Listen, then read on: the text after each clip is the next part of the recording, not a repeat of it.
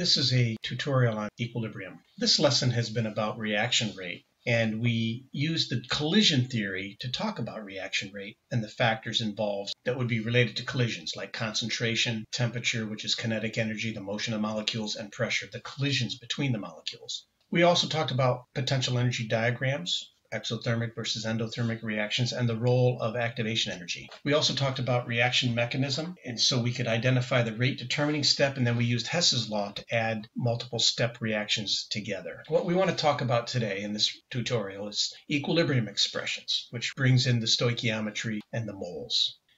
We mentioned that the factors affecting reaction rate are surface area, concentration of the reactants, temperature, kinetic energy or motion, pressure, the collisions themselves, and catalysts or inhibitors. Then we talked about potential energy diagrams. So we look at the potential energy of the reactants and the potential energy of the products. The difference between those two, the enthalpy of the products minus the enthalpy of the reactant, is called the heat of reaction. In this case, it's endothermic or uphill. But notice there's a hill to climb just to get the reaction to go. We call that activation energy, where you form an intermediate called an activated complex. You can also go in the reverse reaction. When we talk about reaction mechanisms, we're dealing with how many steps are actually involved when reactants go to product. We always think there's maybe one step, just reactants, boom, right to product. But here you can see there are 4 steps. 1 here, 2, 3, 4. And each of these has an activated complex, which is the activation energy, producing an intermediate. There's always a rate determining step for every reaction when there's more than one step. So if you look at these funnels here, the third funnel, this funnel will restrict the reaction the most and therefore be the rate determining step. We use Hess's law to combine a 3-step in this case. The middle reaction, step 2 here, is clearly the slowest because it says so. That would be the rate determining step. You don't have to worry about the actual rates. We're not going to be calculating those. How would we come up with the overall equation that represents this chemical reaction here? We would add them together according to Hess's law. You see on the left there are 2 NOs. So there are 2 hydrogens on the left as reactants. The N2O2 exists on both sides, so that actually becomes an intermediate. So also does N2O is on both sides. Those are intermediates. They would be what would be formed here as part of the activated complex. But in this case, you only have 2 intermediates, not 4 like the previous diagram. But what we want to get into in this tutorial is equilibrium. The first thing we need to say is up until now, you may have assumed that any chemical reaction we write represents a reaction that proceeds directly from reactants to products only in one step. Well, that would be true of like the synthesis of water. But in principle, most reactions are reversible to some extent under the right conditions. Let's take this example. We have carbon dioxide plus water gives us carbonic acid. Well, that can be reversed. Carbonic acid can turn to carbon dioxide and water, and this happens in our bloodstream all the time. Reactions that can proceed in both directions, the forward and the reverse, use a double arrow system. So now instead of having 1 arrow like these, we're going to write the same equation with 2 arrows. And you'll notice that the arrows are different lengths. The length of the arrow is significant, indicating whether the forward or the reverse reaction is favored. In this case, carbon dioxide and water, which are the reactants, is actually favoring the products because the arrow is longer to the right, favoring the product, carbonic acid. But there is some product going back to reactants. Chemical reactions do not proceed forever, so we can classify them in 3 different ways. You have irreversible reactions that do go to completion. So there's only 1 arrow here, such as explosions or combustion of any kind. Fire cannot be reversed. 1 arrow going to the right. All the reactants are used up. So when no reactants can be detected, you can say that the reaction has gone to completion or is irreversible. There may be no reaction. There's no products formed at all, so there wouldn't be any arrow. Or you have what we mainly deal with most reactions, you have equilibrium, where there are both products and reactants. They exist at the same time. Therefore, you have 2 arrows. Chemical equilibrium is the state in which both reactants and products are present in concentrations that no longer change over time. That doesn't mean there's not a reaction going on. Reactions are very dynamic. That means they continue. You have reactants going to product, but also now products going back to reactants. Usually what we're saying here is that the forward reaction proceeds at the same rate as the reverse reaction. It doesn't talk about the actual concentration, so let's take a look at a couple examples. Here's one. You got the forward reaction in red, the reverse reaction now. So the reactants go to products here, the former products become the reactants and go to reactants until they have an equal rate.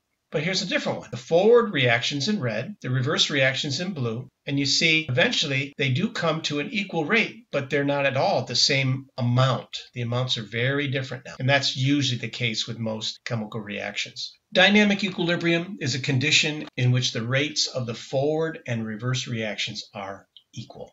So let's take a look at this. We have reactants A plus B going to C plus D. Well, the reverse reaction would be C plus D goes to A plus B. And we can represent that with a double arrow system. Here I just wrote one arrow going both ways. It would be better to actually show one arrow going to the right that's exactly the same length as an arrow going to the left. If we start with just the reactants A plus B going to C plus D, you can see here that you only have A plus B. Once they start colliding, you get some product. Not too much. As it continues, you get more product.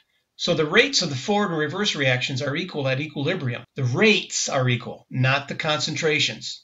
So how do we represent this mathematically? We have what we call an equilibrium constant, Keq, and that's going to show us the product concentration compared to the reactant concentration at equilibrium. You use the mole concentrations. We talked about stoichiometry, so here we go again. The coefficients of our chemical equations are going to become superscripts. So for instance, here's an example of a reaction. We have reactant A plus reactant B gives us product C and D.